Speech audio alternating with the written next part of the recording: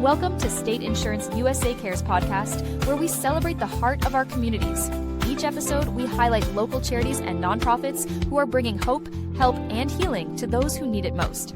Get ready to be inspired by the amazing stories of people making a difference, because together, we care. Welcome, Fort Myers Beach good neighbors. Today we have Steve Davis, Chief Science Officer from the Everglades Foundation. Welcome. Thanks, Jim. Good to be here. Yeah, pleasure to have you on and educate our listeners about the Everglades Foundation and what it does. So let's jump right in. So our listeners who aren't that familiar with the foundation, could you share a little bit about what you do?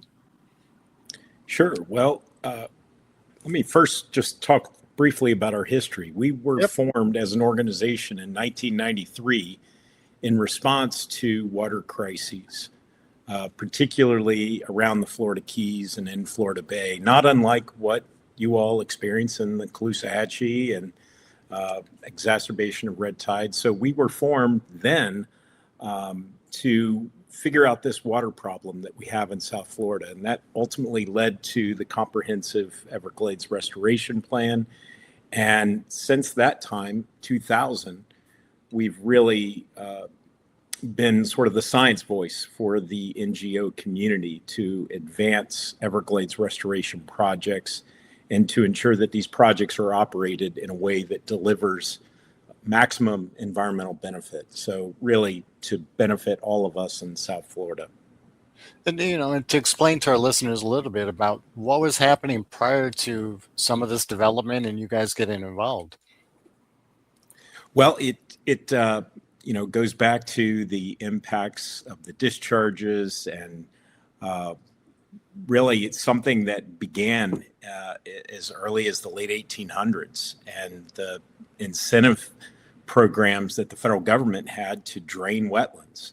And Everglades, was an expansive wetland ecosystem that surrounded Lake Okeechobee, extended up the Kissimmee Valley, and so these problems really went unnoticed because there wasn't a very large population in Florida, especially in South Florida. But as populations grew, people began to realize that their waterfront homes, their connection to this ecosystem became fractured because of the pollution, because of the unnatural way that water was managed. And it was really for agriculture. The changes in South Florida were done to accommodate an economy of Florida that was really ag driven. And of course, we're no longer an ag state. It's really a tourism state. It's water-based recreation. It's real estate. That's what drives our state's economy. And so restoration really aligns the management and protection of water resources with our modern day economy. And a lot of that happened, because basically what we were doing was we were preventing some of that water from going naturally into the Everglades, correct? And then we were That's right. The water from Lake Okeechobee used to flow south historically. Mm-hmm. And unnatural diversions that we created to the east and the west, those are just incredibly high volume dumping of what's become polluted water. So it's really a double whammy in terms of impacts to the environment and to the economy. And it's taking it from that center in Lake O and spreading it out throughout both coasts of Florida, pretty much. That's right. Exactly. So what kind of things, you've been involved with this for quite a while now. What kind of things are you proud of or that you see coming forward that, you put your stamp in and said, I'm glad I'm a part of this. We're changing the way things are happening here in Florida? Well, I think most recently it's seeing projects moving, seeing projects coming to completion, seeing critical projects like the Everglades Agricultural Area Reservoir advanced and even accelerated. That reservoir project south of Lake Okeechobee, 10,000 acres in terms of the footprint of the project, plus an additional 6,500 acre treatment wetland adjacent to it. That project is the heart bypass surgery for this Everglades ecosystem. It's the means by which we reconnect large volumes of flow and clean flow back to the south. And the more we can do that, the less of that high volume dumping has to occur to both the east and west coast. So seeing that project accelerated now with a timeline of completion in 2029 really sets us up for improved water management, improved ecological conditions, and then of course all the economic benefits that flow from that we expect to see in the 2030s. And of course, the C43 reservoir project has been completed. It's now going through operational testing. And I know that many people think that when the ribbon is cut on these projects, that they are just ready to rip and roar. And of course, this is massive water infrastructure that we're talking about tens of billions of gallons of water. You can't just fill it up and let her rip. It's an arduous process of testing for safety and for just in understanding the effectiveness of these projects. So that project is now in operational testing. We're excited to see that. The reservoir to the east has had some leakage issues that were discovered through operational testing. So that's working to be resolved. And really, there's so much storage built into this restoration plan, primarily because we've disconnected it from Lake Okeechobee. We've compartmentalized it. We've reduced it in half. We lost a lot of wetlands, and the wetlands are natural storage areas. So when you lose wetlands, it's essential to create almost a prosthesis of storage function back into the system. And that's why these reservoirs are so important. And then, of course, we need to make sure the water's clean. So we have means by which we ensure that the water is treated and is able to flow at its natural timing and volume and quality, of course.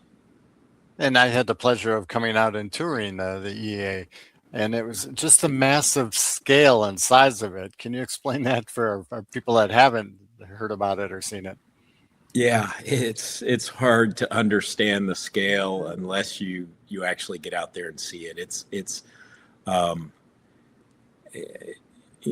I don't even know if this does it justice, but you could fit Manhattan into the footprint, and talking a total project area of 17,000 acres, and even that's difficult to fathom. Flying over it certainly helps to understand the scale, but most people don't get that opportunity.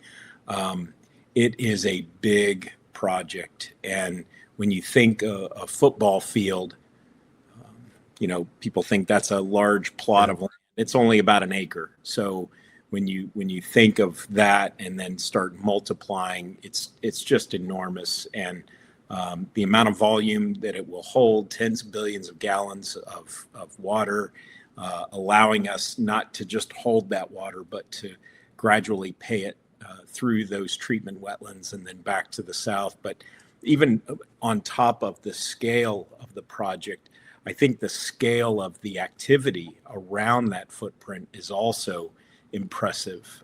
Massive amounts of equipment, heavy equipment, earth movers, backhoes, lots of trucks and people out there working day after day to help ensure that it's completed by 2029. And,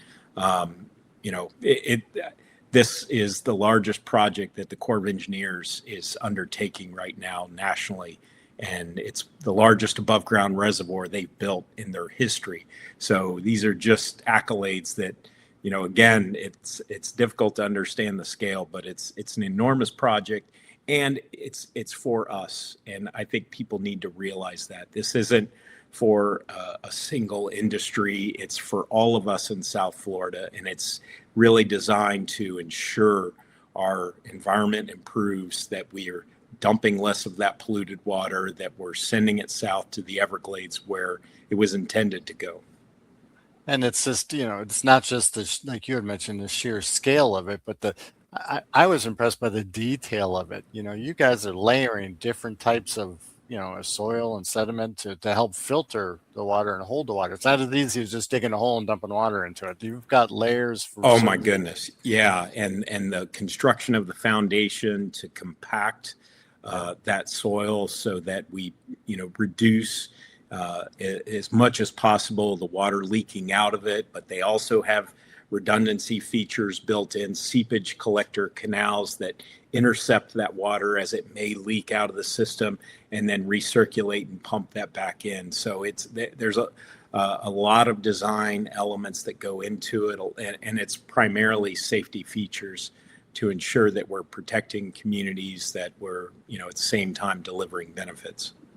So obviously, the scale of this is great. It's a wonderful thing you're doing just for the people of Florida in general. But what are your biggest challenges that your team is facing, now and moving forward? Well, it's a perpetual need for funding, state and federal funding, to build these projects. And going back to when the plan was signed into law by President Bill Clinton, then in December of 2000, that just really was the starting pistol to set this effort in motion. And then it was left to us as to whether we would actually run the race. And running that race entails planning projects, which in some cases takes multiple years. And this comprehensive plan had over 60 components. And some of those components are bundled together into individual projects. And they could take up to 6 years to plan. So you get these projects planned. You come up with a suitable alternative that delivers benefits and is cost effective. And then you have to go through the gauntlet of congressional authorization. And once you get that project authorized, then it's a matter of going back each and every year to get the funding. And so it's just a constant effort to make this happen for South Florida. And so now it's really about finishing the project planning efforts, and each and every year getting the funding that we need, not just from Washington. This is a state-federal partnership, and one of the few that are 50-50 cost shares, where the state has the resources and the interest to, chip in their share. So Governor DeSantis has been incredibly supportive of Everglades restoration, and is really, has accounted for a lot of the success and project completions that we've had over the past several years. And we're starting to see the federal funding tick upward as well. And that combined is what we need, again, each and every year until these projects are built. Because if that flow of funding stops, then all restoration activity, that project that you visited, all those construction workers, all that heavy equipment comes to a stop. And that's part of your role as the foundation, is to go out there and make sure that things are consistently moving forward, they're funded, and awareness is out there too. And working through our partner groups. And we have a number of great partner groups, especially on that coast. Sanibel Captiva Conservation Foundation, Conservancy of Southwest Florida, of course, Captains for Clean Water is there as well, and ensuring that this reservoir project is completed. So it's really a team effort to get this effort across the finish line. Absolutely. So looking ahead, what are your hopes for the future, and how do you see the maybe the members here of Southwest Florida being part of that? Well, what I see now, what my team is paying very close attention to, is the benefits that we're starting to see on the ground. We have enough projects around South Florida that have been constructed that are starting to show benefits. And of course, as we get more of that infrastructure in the ground, those benefits multiply on the scale of millions of acres. And so seeing those benefits is not only heartening and provides me with the optimism I need to continue on a daily basis, but it also shows that restoration works to our elected officials who are making those decisions about appropriations and authorizations. So we have the confidence that we know what we're doing as a community. We're really setting the mark, not just nationally, but globally, as to how these types of large ecosystems can be restored, how they are connected to our daily lives, and giving us the confidence that if the political will is there, we can do it, and we'll derive benefits from these projects for many decades to come. So that's what gives me hope, and also seeing just the rallying of support by communities. Southwest Florida certainly is chief among those who understand the value of Everglades restoration and are realizing its benefits. Yeah, and I want to applaud you guys for what you do, because I've heard it from both coasts, people on both coasts, going out and visiting the beach. And, you mentioned tourism's a big part of what we do down here. People coming out and saying, I have never seen the water this color blue before. It's like it's coming back to what it was and what it was. I was in the water a couple of weeks ago, and for the first time in a long time over here on this coast, I could walk out my waist deep and actually see my feet in the water. It's something I haven't seen in years. So the efforts are working. The water's getting cleaner. Your efforts are definitely making a big impact for everybody here in the state of Florida.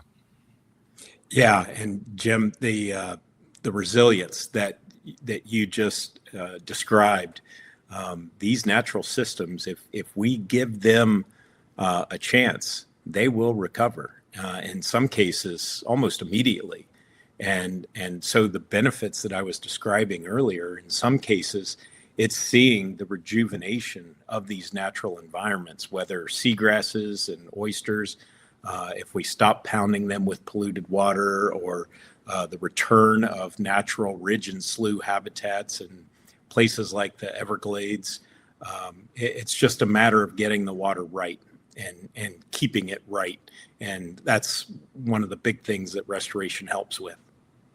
So speaking about some of that, how would our listeners go about helping, or what can they do to help, I should ask? Well, there are a number of ways. I think, first, it's just becoming educated on the issues and understanding what Everglades restoration is. It's more than just fixing Everglades National Park. It's really about our water management system across South Florida. Having said that, Everglades restoration doesn't solve all our problems. We have water quality problems outside of the scope of what restoration does. But I think increasing awareness of these issues then lends itself more to people wanting to do more with regard to water quality and some of the other challenges. I think knowing where elected officials are on this issue and ensuring that the proper funding levels are there, ensuring that as bills are being proposed either locally or at the state level, that they're not undermining, and in some cases literally undermining the projects that we're trying to get in the ground that deliver benefits to all of us. So I think it's just being aware of the issues and expressing your voice in those instances where you have them. And then, of course, there, as I mentioned, a number of groups that are focused on these issues, and we're certainly one of them, and we pride ourselves in being the science voice for this NGO community, but we're all, driven by the generosity of donors, and that's what makes us go and are able to succeed. So that's another way, is to get involved and support organizations that are working daily to advance Everglades restoration. Because it does make a difference. And like you had mentioned, we saw this recently where our voice was heard by the legislative committees, and it made a difference in what passed and what did pass and what got through. Yeah. So it's a big thing for everybody. We're noticing a difference on the coast. So get involved, inform your friends. Education is a big thing. So how would our listeners go about contacting you if they wanted to learn more or wanted to share that information? Well, there are a number of ways you can check us out and learn more about the Everglades Foundation. We're at evergladesfoundation.org on the web. We have presence in social media channels, whether Facebook, Instagram, X, LinkedIn, you name it. You can find the Everglades Foundation, and you can certainly find me on our webpage. we've got a great team of scientists at the Everglades Foundation, but we also have significant programs in areas of policy. Again, those folks are focused on these projects, the funding, and of course, policies that are introduced that might impact our success. And we also have an education program at the Everglades Foundation, a K through 12 literacy program. We're in more than 32 school districts across the state. We've reached over 200,000 students in the state of Florida. We have a presence in Collier and Lee counties, and that program has been incredibly successful. And really, it's a matter of getting kids to understand it's not just all about the Everglades, because it's environmental education, and it's not added on top of what teachers are already burdened with. It's a way to incorporate more of the same types of curriculum materials into their classroom, but have it with a local ecosystem as the focal point, understanding the value of water quality, understanding the importance of biodiversity in these students' classrooms. So that's another program that's been incredibly successful. So lots of wonderful things. And, like you said, it's about the education, about learning and sharing that knowledge. Any last words for our listeners today? Well, I just think that, again, it's a message of optimism that we know these projects are working. We are working, again, with our partners to maintain that momentum. But the other side of that message is also quite positive. And we've done economic studies over the past several years. And this past year, we unveiled a first of its kind analysis of ecosystem services in Washington, D.C. And that study, in partnership with Earth Economics, showed that Everglades as an ecosystem and the services it provides all of us in this state is a $1 trillion asset. And it's no surprise that this system's greatest assets are in areas of real estate values, water supply, recreation, tourism, and even things like storm surge attenuation. So having these wetlands healthy in our backyard is incredibly beneficial to us, and it's an asset that we all share.